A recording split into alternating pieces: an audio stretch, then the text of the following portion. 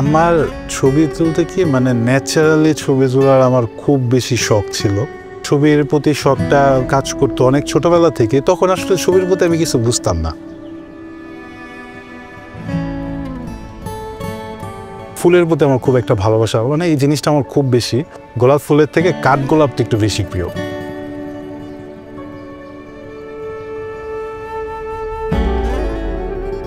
এটা আপনার ডেটটা কি 2টার মাঝামাঝি সময় বিশাল একটা মিছিল চাষারা রাউন্ড দিচ্ছিল। ওরা চাষারা আসার পরেই মানে চাষারাটা ব্যারিকেড দেয় চার সাইড থেকে, আপনার গাড়ি টাড়ি চলাচল অফ করে দেয়। পুলিশ কোথায় আছে অবস্থানটা দেখার জন্য আমি আসলে মাথাটা একটু সামান্য উকি দিই, মানে এভাবে একটা গলির ভেতর থেকে এভাবে একটু উকি দিই। ঠিক সাথে সাথে বুলেটটা আমার চোখে এসে আঘাত করে।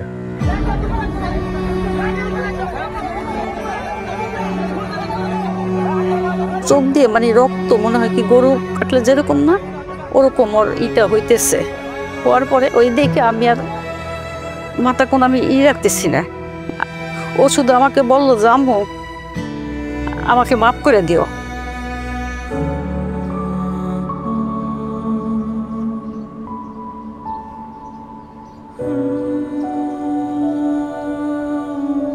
আমি আমার মায়ের মুখটা অনেক বেশি মিস করি, অনেক বলতে প্রচণ্ড পরিমাণের বেশি মিস করি, যেটা কখনো এক্সপ্লেনেশনে বলে বোঝানো সম্ভব না।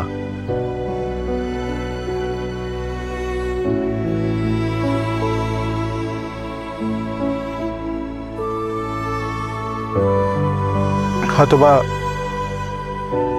নিজের ম্যানেজ করে নিতেছি, কিন্তু দিন শেষে যখন মনে হয় যে আমার সামনে অন্ধকার কেন, কি কারণে হঠাৎ মানে মাঝে মধ্যে আমার মনে হয় যে আমি দেখতেছি সব কিছু, পরক্ষণে যখন আবার জিনিসটা মানে শেষ হয়ে যায়, মানে কালো অন্ধকারটা চোখের সামনে ফুটে ওঠে, তখন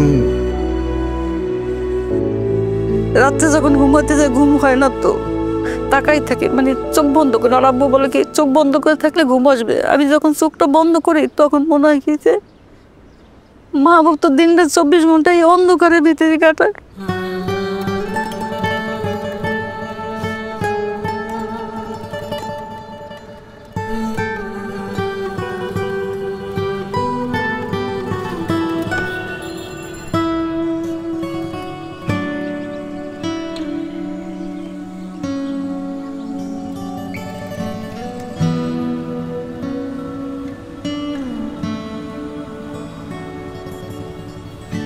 কোথায় আছি আমরা?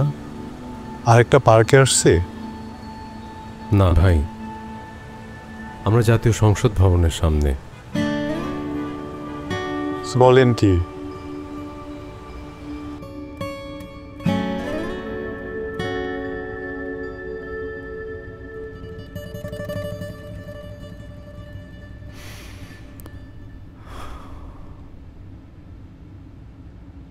সামনে তো নির্বাচন, যেদিন অধিবেশন বসবে সেদিন যদি একটু আসতে পারতাম।